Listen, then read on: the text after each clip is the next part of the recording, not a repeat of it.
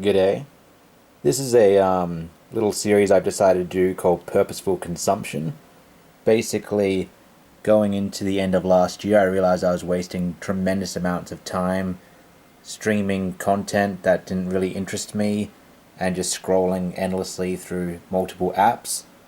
And I thought this year I'm going to stop scrolling on any app and instead just trying to actually spend my time selecting things to watch or play or do that I'll actually enjoy. And as such, I've played a video game, which I haven't done in too long, and I've read a bunch of books, which I was lacking in last year. So I thought it would just be fun at the end of each month until I get bored of this to have a look at what I've consumed purposefully this month and give feedback on what I thought of them. Firstly, Godzilla, the 2016 one, I feel like it vaguely is. I have watched this before, but my partner hadn't, so I watched it with her, and I actually enjoyed it more the second time than I'd watched it. I remembered it not being a very good movie, but yeah, this time I really enjoyed it. Then straight away we went on to watch Kong Skull Island, which I love, although I've seen it multiple times, so I didn't enjoy it quite as much, but it's good. And I also watched South Park Season 7, or really only watched the last 4 episodes of it because I had been watching it at some point and realized that that's where I was up to, but South Park is always good fun.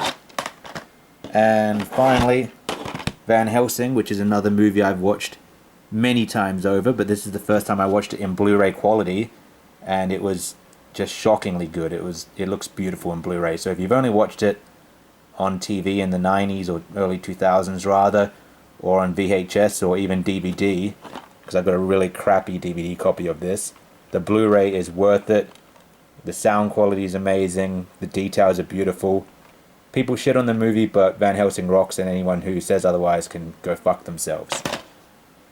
As far as books go, I read The Chronicles of Narnia, which is all of the various Chronicles of Narnia by C.S. Lewis. I'd only really read The Lion, the Witch and the Wardrobe before, but now I've sat down and read them all. I enjoyed most of them. I thought it was cool that the magician's nephew kind of gave background into seemingly arbitrary magic nonsense in The Lion, the Witch and the Wardrobe, but instead it went on to explain why the wardrobe's a magical portal and what the lore is behind the world. So I did enjoy the series, but the last battle, it fucking sucks. What a shitty end to a story. I won't go on to spoil it for people who haven't read the series, but the last battle sucks. But this copy is cool, comes with all sorts of illustrations all throughout it. I've seen a few of them out in the wild, so I'm guessing it sold pretty well, so it's probably a version that's easily available now. But it's great. Just skip the last battle because it sucks.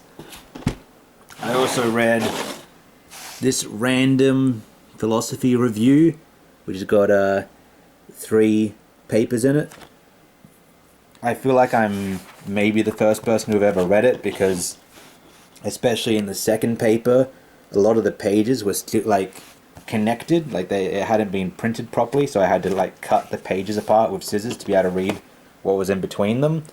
It's not really that good of a selection of essays. It is just 3 random essays from 1945. None of them are seminal, none of them really break any new ground or have stood the test of time. All that's really interesting is especially the third one, Current Strictures on Reason, is dealing a lot with the fallout of World War II. So as a paper that was published in 1945 talking so much about World War II, it's an interesting contemporary piece, if nothing else. Then I read The Legends of Greece and Rome.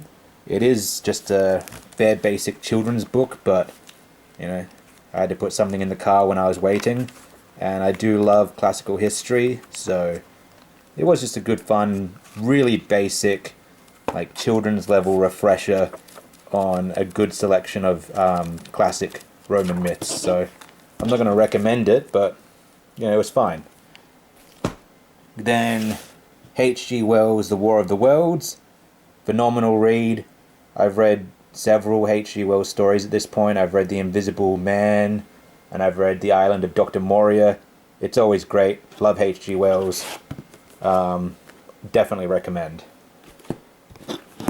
Then Scary Stories to Tell in the Dark, which is really tight. It's actually three books in here, but they're packed in tight and I can't be bothered getting them out now. But I knew of these because of the artwork inside each of the books, which are really freaking cool. I'll put some up on the screen. I'll pull them up on the internet. But I knew of them of the art. I'd actually had it as an inspiration for one of my projects, but I'd never read the stories. I thought they would just be simple children's stories, but it actually has a cool little insight into the history behind the stories as well. It's kind of like a American version of the Grimm's classic fairy tales, where it's random tales that have accumulated in the US and their history and just the tale itself. So I really like this. It's a good little collection. Then on to music. Because I've kind of stopped streaming, I cancelled my YouTube Premium for the first time in probably 10, 12 years. So I don't have YouTube Music anymore without ads. But I do finally have a car that has a CD player, and I thought now's the time to crack out my CDs. So I put 5 in there, which I'll just have a look at. Firstly, Fleetwood Mac, The Play On. I love Fleetwood Mac, but it's not really their best album. Doesn't have any of their, what I would consider, best songs. So I only listened to this one maybe twice in the month and then moved on. You know, there are better Fleetwood Mac albums. Deep Purple, 30 Very Best Of. This is a great one. This one does have some of Deep Purple's best. And if you only really know Deep Purple for Smoke on the Water, this is a good collection to expose you to just a shotgun spread of all of their works.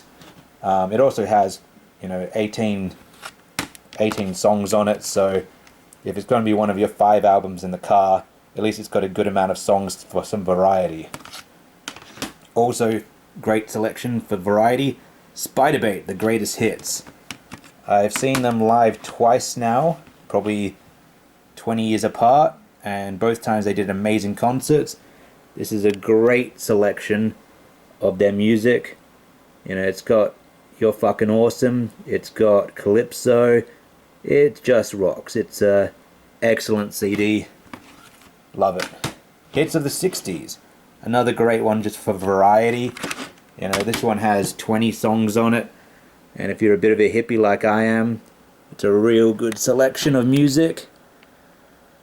And this one probably next to Spiderbait got the most plays, just because once again it's such a, I drive like 1 to 2 hours a day usually, so it's just good to have a selection that's not going to be too repeated. I wasn't going to put in a album that only had 4 singles on it, because I would go mad real fast. Then you got to have some AC/DC. I've seen AC/DC twice live. Hopefully I'll see them a third time if they make it back down here. And TNT is of course one of their best albums. You can't go wrong. TNT, Can I Sit Next to You Girl, High Voltage, It's a Long Way, Rock and Roll Singer, Live Wire, The Jack, which I actually didn't like until I saw them play it live, and now I have a new appreciation for it. But once again, great album. Then finally, Zelda Breath of the Wild. I've had it for probably 7 years at this point, but never really sat down to finish it. But now that I wasn't pointlessly scrolling, I thought, with all that 2 extra hours a day at my disposal, let's sit down and play a game. And I just fucking loved it. It stands up to the hype. It's great. I mean, everyone's spoken enough about this game. I'm pretty sure it got Game of the Year and whatnot, so not much more to say other than I loved it. Still prefer Ocarina of Time, but Breath of the Wild is great. Only thing I hated, which I'm sure many people have said, is the weapons breaking, but it is what it is. So that's the collection. that I watched. Oh, actually, as well as this, I did watch the new Nosferatu in cinema twice because two different groups of friends wanted to see it. It's really good. I like it. Super weird. I watched Detention from 2019, which was also good fun, and The Substance. Detention and The Substance were both on streaming. You know, I said I'm not going to stream, but I'm also not going to be weirdly militant about it. If I'm at my partner's house and she wants to watch a movie, I'm going to watch it. So those were both also great. And that's all, really. Also, while writing, I've just listened to a shitload of records just on vinyl, because if I'm playing my CDs in the car, I don't also want to be listening to my CDs that I have here, so I switched to my vinyls while at home in order to not repeat too much over the year. I probably listened to, I don't know, 50 vinyls across the course of the month, so I'm not going to go through all of them, but just to select and highlight one, I chose Jethro Tull, Thick as a Brick. You know, they're definitely not a niche band, but they also don't receive quite the level of praise that I think they should. You know, they are one of the greatest bands out there. So if you haven't listened to Jethro Tull, get around it. Get the songs from the Woods album or something and just listen to the whole thing. And that's it. I'll check in next month if I can be bothered.